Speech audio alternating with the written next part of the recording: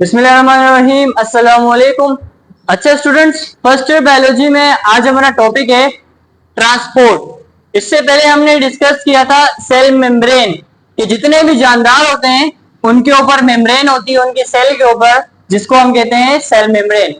आज हमने ये देखना है कि सेल मेम्ब्रेन के अंदर और बाहर चीजें किस तरह से ट्रांसपोर्ट होती है, कौन सी वाली ट्रांसपोर्ट का क्या नाम है, सब कुछ हमने आज डिस्कस करना है। तो हम सबसे पहले देखते हैं what is the meaning of transport.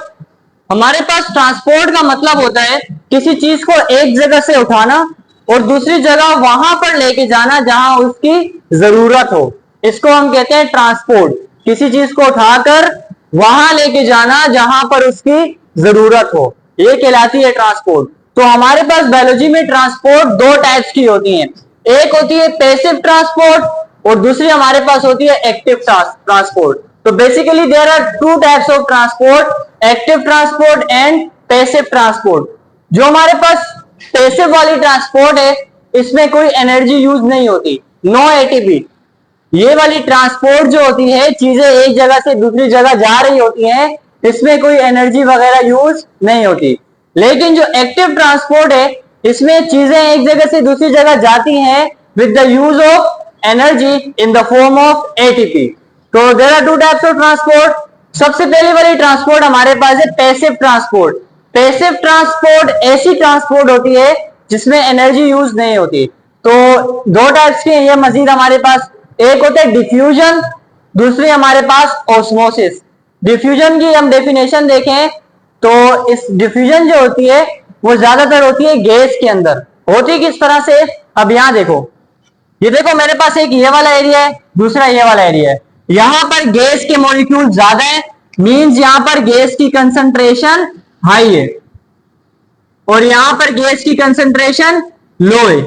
तो डिफ्यूजन में क्या होता है, गैस के पार्टिकल्स मूव करके जाते हैं high concentration to low concentration.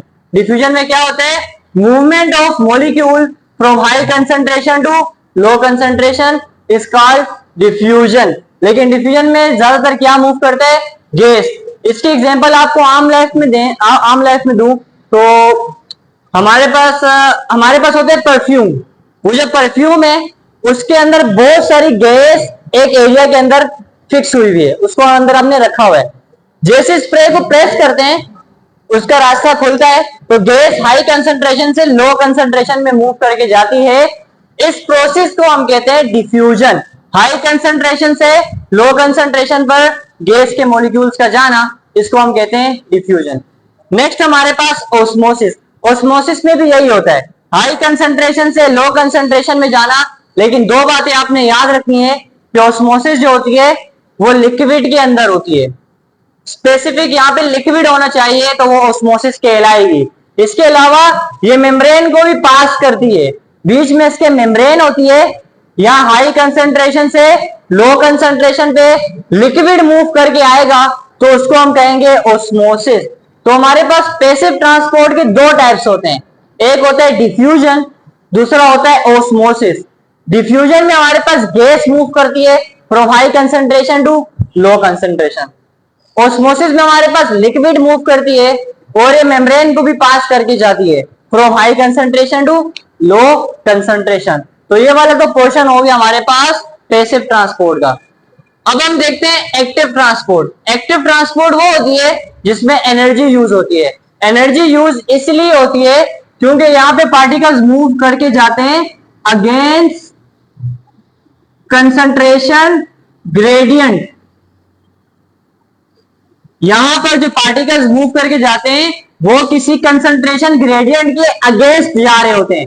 यहां पर देखो, यहां पर हमारे पास जो कंसंट्रेशन ग्रेडियंट है वो क्या है, high concentration to low concentration. ये तो आम सी बात है कि चीजें हाई से लो पर ही मूव करके जाती हैं।